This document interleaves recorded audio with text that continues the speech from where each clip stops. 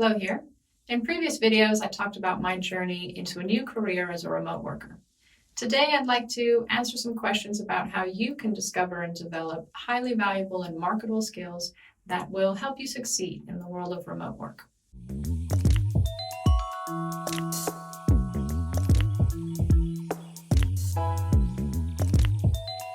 I think if I was looking forward at myself from 3 years ago, I would I'd envy the amount of flexibility I have and the way I can manage my time, and I'd probably want to figure out like how I went from just trying to make ends meet with online freelance to having really steady, reliable work with good clients and great teams.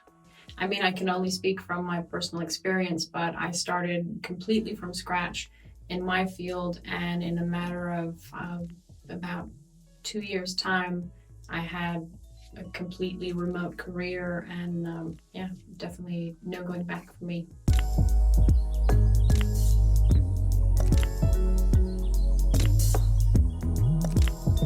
Well, let's look at 4 cornerstones.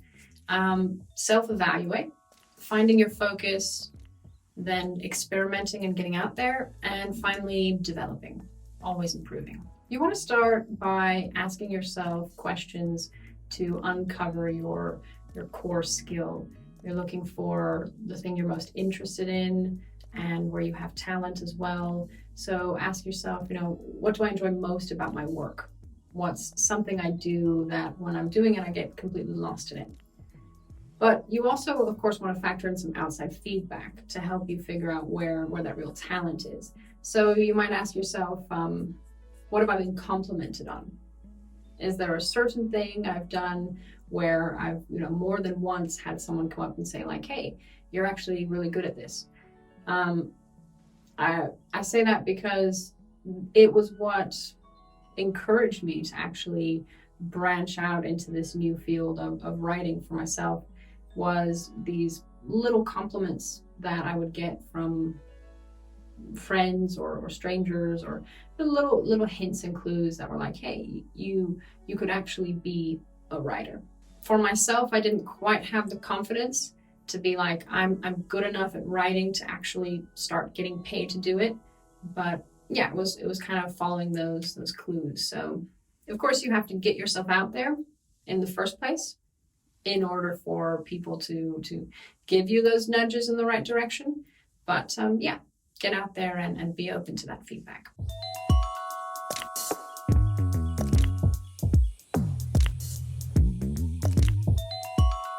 So once you've identified that general area, something you are both passionate about and good at, your next step will be to, analyze, dig a little deeper and figure out exactly which areas you need to pursue and which complementary skills you want to develop as well. Something that could be useful for this is, let's call it a personal SWOT analysis. So S for strengths. Let's say that's what we just identified, the general area, the thing that you're good at and passionate about. Then we have your weaknesses. That's important skills that you need in order to succeed in the field. And if you're missing them, they'll hold you back. What's especially important then here in this phase of honing in is the O for opportunities. So let's say that's the sub skills that will help you make your main skill more marketable and more valuable to companies, clients, employers. For me, I've identified SEO, search engine optimization, as being extremely valuable and very helpful in making my skill of just writing and editing articles much more potent. And the other that I've recently gotten into is WordPress. It's also a big factor and definitely helps what I offer right now. And then the last letter in our SWOT analysis, the T, would be, let's say in this case, we'll call it trash instead of threats, because we're just looking at ourselves. So these are the things that you have to say no to. Things that you think like, oh, maybe I should learn this, I should learn that, and I should kind of do everything and be everything. but you can't realistically, and it also doesn't help you.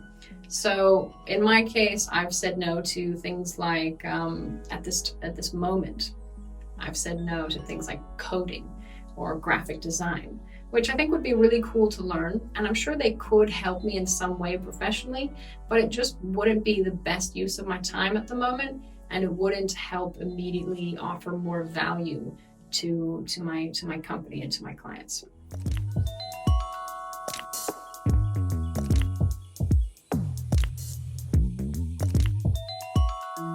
The first thing you have to do is just get yourself out there.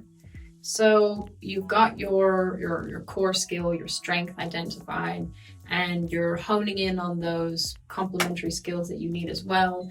And then you just need to start experimenting, which will also help you further define what you really are best at. So just experiment, get out there, look for whatever opportunities you can to put yourself out there. It might be, like in my case, no one was going to hire me to write, but I could start my own blog. So that's what I did. And, maybe you might be able to do some volunteer work, do some casual jobs for friends, things like that. Things to just get you out there, get you practicing, experimenting, figuring out, getting a clearer picture of what you're good at, and then further developing that. Set goals and pursue them. It might be to write 2 blog posts every week. And you stick with that, or that was what it was again in my case. Doing that had me, kind of get the ball rolling. It had me getting a lot of practice. And after a couple months of that, I was in a place where I was like, okay, this is actually good enough to start offering as a service. So it takes time, and you just have to motivate yourself in the beginning. And sometimes just plod along, like with that goal of 2 articles a week. Even if you think it's not going anywhere, you stick with the goal that you set for yourself and just keep doing it until it does start going somewhere. So whatever personal project it might be, whether you're doing design or coding or some other area of work, you set that personal goal for yourself and stick with it. Maybe it's something you've always wanted to do, like developing a certain kind of app or creating a comic book, or who knows, something personal that you can use to practice and develop your skills, and that you can also showcase, something that will be the basis or the beginning of your portfolio.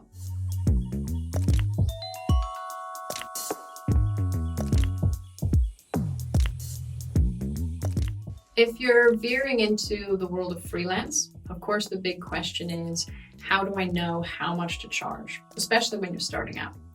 So one of the first things you can do is get on Google and just do some research to figure out what professionals in your field make. The first number you see is probably going to be a really big one that, the most qualified professionals and experts will charge. And then if you look a little deeper, you'll probably discover that there are people who do the same work for a really low rate at an entry level. And you're going to need to get a bit of a look at what value is being offered at those different ends of the spectrum, and get an idea of where you fall. So let's say that you build websites. Look at some really professional, highly paid website designers, check out their portfolios, and figure out if you are at that level, how far away you are, and then that should give you a way to estimate how much you can start charging. Of course, you'll need to probably adjust as you go. You might find if you've set your rate too low that you get more work than you can handle. That's a good indicator that you can raise it a little bit. But if you've set it so high that you're not really getting any work, or you're getting very, very little work, you may want to set it a little lower so that you can get more work coming in, get more practice, and then build up from there. And don't be afraid to ask. If you know someone who does similar work, ask them if they can tell you in confidence how much they make or how much they charge, and maybe even share some tips with you from their perspective if they're in the field that you're going for. So keep paying attention to the value that you bring. not just in your deliverables like a well-designed website or a well-written article, but also in other areas like being available on demand, consistently meeting your deadlines, being reliable. All of these things are also extremely valuable to clients and companies. And if they're getting that from you, then that's something that has monetary value.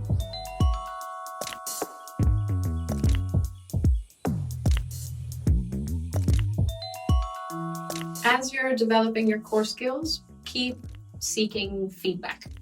You want to get as much feedback as you can, both the good and the bad, and don't be afraid to ask for it. If you're starting off casually with, maybe some work for friends or some volunteer stuff, you can ask at the end of a project, what did I do well? What could have been better? Would you recommend me to someone else? Would you pay for what I did in the future? Things like that can really help you quantify your value, help you figure out where you need to improve. If you've done a job and the result is not as good as you would have hoped, that's a valuable point to get feedback on how you can improve. And if you've done a job and it was really great and the clients are very happy, then of course you want to get their feedback so that you can use their positive recommendation, maybe on your portfolio, on your website, get them to help you get more work. And also, don't be afraid to ask for that. Tell people look, if you're happy with what I did, please, give me some feedback so that I can continue doing this. The second point is to keep learning. So you've got to, of course, especially in 2020, you have to keep developing your skills and making sure you're at the top of the pack. A great way to do that is just getting into the habit of doing some online courses in your spare time, downtime between projects. You can find online courses that are taught by experts in your field, and that's another great way to gauge your value, because you can see how you measure up compared to these people who are so good that they're teaching everyone else how to do the job. And so that way you're constantly sharpening your skills, you're getting a better idea of how much you're worth, and you're well on your way to success. It also really helps to know what is valuable to a company. Things like being a good communicator, being flexible, being available when you're needed, being a team player, knowing how often to check in, when to take initiative. All of these things are extremely valuable, especially when you are working remotely. We'll talk more about these skills in coming videos, so I hope you'll join me there. In the meantime, keep putting yourself out there and feel free to share your successes and failures so we can all keep learning and developing together. Thanks for watching.